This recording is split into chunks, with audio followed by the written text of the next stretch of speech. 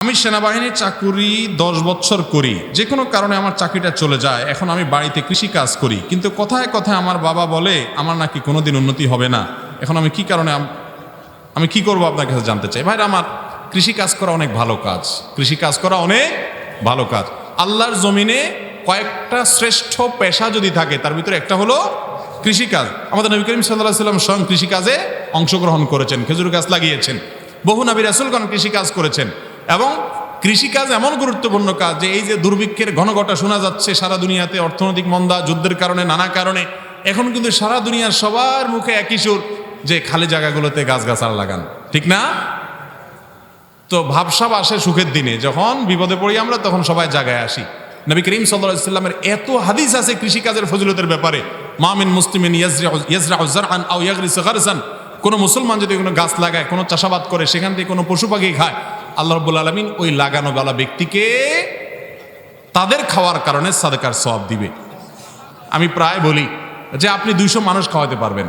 আপনারা যদি আমি বলি 200 পিঁপড়া দাওয়াত দিয়া খাওয়ান, অথবা 200 পোকামাকড়, 2000 পোকামাকড়ের দাওয়াত দিয়া একবেলা খানা খাওয়ান, দাওয়াতই দিতে পারবেন না আপনি, ঠিক না ভাই? ঠিক। কিন্তু এই পদ্ধতিতে সম্ভব। নবী সাল্লাল্লাহু আলাইহি সাল্লামের বাতানো পদ্ধতি কি? সেটা কিছু গাছ লাগাই দেন, অটোমেটিক দাওয়াত দেয়া লাগবে না, বিনা দাওয়াতে এসে খেয়ে যাবে, ঠিক না? তো এই জন্য কৃষি কাজ করা খারাপ জিনিস না। আপনার বাপে খারাপ বলে, অন্যরা খারাপ বলে, এগুলোকে আপনি কেয়ার করবেন না, তাদের সাথে বেয়াদবি করবেন না, আপনার কাজ আপনি অব্যাহত রাখেন। চাকরগিরি করা, এটার চাইতে হাতের কামাই অনেক উত্তম। হাদিসে আসছে আফজালুল কাসাবি কাসবুল ইয়াদ, সবচেয়ে উত্তম কামাই হলো হাতের কামাই। চেষ্টা করবো তো ইনশাআল্লাহ। যুবকরা লজ্জা পাও নাকি যে পড়ালেখা করছি, কৃষি কাজ করব? দুনিয়া খারাপ বলুক, আমাদের সমাজটা তো ভালোরে খারাপ বলতে অভ্যস্ত ওস্তাদ বেশিরভাগ মানুষ। এগুলোর দিকে তাকাবেন না, নিজের জায়গায় থাকেন। কৃষিকাজ করে যখন পয়সা কামায়, অনেক টাকা কামাবেন, তখন দেখবেন বহু লোক আপনার মাথায় তেল দিতে আসছে। এদেশে নিয়মটাই এটা। অতএব আপনি আপনার স্থান থেকে সরবেন না, আপনি ভালো অবস্থানে আছেন, স্থানে আছেন। এরপরে প্রশ্ন হলো, মহান আল্লাহ তাআলার কাছে সবচেয়ে উত্তম সালাত কোনটি? সবচেয়ে উত্তম সালাত, সবচেয়ে উত্তম সালাত সম্পর্কে একটা হাদিস যথাসম্ভব মুস্তাদরাকে হাকিমে বা ইবনে হিব্বানে, দুইটার একটা হবে, বর্ণিত আছে। নবী আলাইহিস সালাম বলেছেন, আফদালুস সালাওয়াতে, সকল সালাতের মধ্যে সবচেয়ে শ্রেষ্ঠ সালাত সালাতুল ফজরি মাআল জামাআতি ইয়াউমাল জুমআহ, জুমার দিন জামাতের সাথে ফজরের সালাত আদায় করা। জুমার দিন ফজরের নামাজ জামাতের সাথে পড়া, এটা হলো দুনিয়ার সকল নামাজের মধ্যে শ্রেষ্ঠ নামাজ পুরুষদের জন্য। কথা কি বুঝাতে পারছি? আপনারা একটা জিনিস খেয়াল করে দেখেন, এই হাদিসগুলো আমরা না জানলে কি হলে, ইবলিস ঠিকই জানে।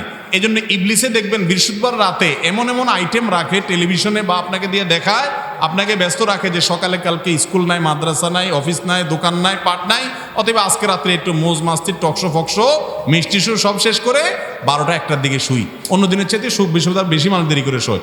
এই জন্য দেখবেন ফজর নামাজ অন্য দিনে মুসল্লি যাও থাকে, শুক্রবারে ফজরের সময় দেখবেন যে মুসল্লি সব চাইতে, কারণ ইবলিস জানে এই দিনে আসলে সওয়াব বেশি হয়ে যাবে, এই জন্য দূরে রাখে আপনাকে। এই জন্য চ্যালেঞ্জ নিতে হবে, জুমার দিনের ফজরের নামাজ জামাত মিস করা যাবে। আফদালুস সালাওয়াতি ইনদাল্লাহি সালাতুল ফজরি মাআল জামাআতি ইয়াউমাল জুমআহ, জুমার দিন ফজর নামাজ জামাতের সাথে পড়া সবচেয়ে উত্তম নামাজ। এরপর প্রশ্ন হলো, ইসলামের সবচেয়ে বেশি ফজিলতপূর্ণ আমল কোনটি? এভাবে তো বলা কঠিন, তবে একটি আমলের কথা মনে পড়ে। নবী করিম সাল্লাল্লাহু আলাইহি সাল্লাম বলেছেন, মান বাক্কারা ইয়াউমাল জুমআতি ওয়াবতাকার ওয়া গাসসালা ওয়াগতাসাল ওয়া মাশা ইলাল মসজিদি ওয়া লাম ইয়ারকাব ওয়া দানা মিনাল ইমামি ওয়া লাম ইয়ালগু। 4টি কাজ যে ব্যক্তি করবে জুমার দিন, আগে আগে ঘুম থেকে উঠবে, যে ফজর পড়তে হবে, অন্য দিনের চেয়ে আগে আগে উঠবে, এবং আগে আগে ঘুম থেকে উঠে মসজিদে আগে আগে আসবে, এবং গোসল করবে উত্তম রূপে, ফরজ গোসল করলে ফরজ গোসল করবে, ভালো করে গোসল করবে, এবং মসজিদে পায়ে হেঁটে আসবে, ইমামের খুব কাছাকাছি গিয়ে বসবে, অর্থাৎ অনেক আগে আগে যাবে, এবং কোনো অনর্থক কথা বলবে না, মনোযোগ দিয়ে চুপচাপ থেকে খুতবা শ্রবণ করবে, তেলাওয়াত ইত্যাদি করবে।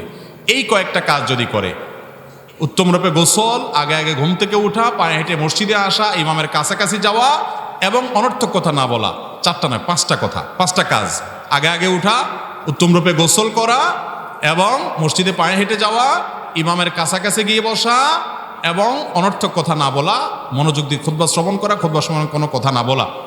এই সব 5টা কাজ যদি কেউ করতে পারে, নবী আলাইহিস সালাম বলেছেন, তার প্রতিটি কদম দিয়ে যে মসজিদের দিকে আসবে, প্রতি কদমের কারণে 1 বছর নফল রোজা, 1 বছর রাত জেগে নফল ইবাদত করা, নামাজ পড়া সওয়াব পাওয়া যাবে। 1 বছর, কিন্তু একদিন না। প্রতি কদমে যদি 1 বছর হয়, আপনার বাসা থেকে মসজিদে আসতে যদি 100 কদম দেওয়া লাগে, তাহলে কত বছর? 100 বছর ইবাদত